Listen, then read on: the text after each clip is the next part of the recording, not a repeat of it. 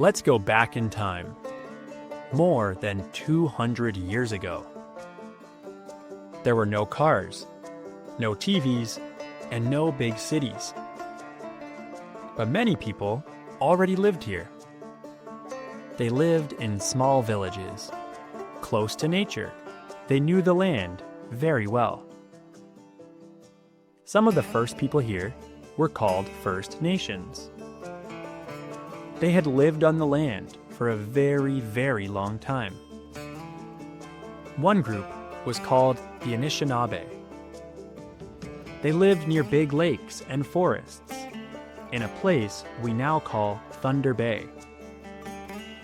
They hunted animals, fished for food, and picked berries and plants. Another group was the Chippewa. They lived in the south part of Ontario. They lived near lakes too, and used canoes to travel on the water. The Mohawk people had to leave their old home. They moved to a new place called the Bay of Quinte. There, they built new homes and made a new village. The Six Nations were another group. They were kind and shared their land with the Mississauga people, who needed a place to live.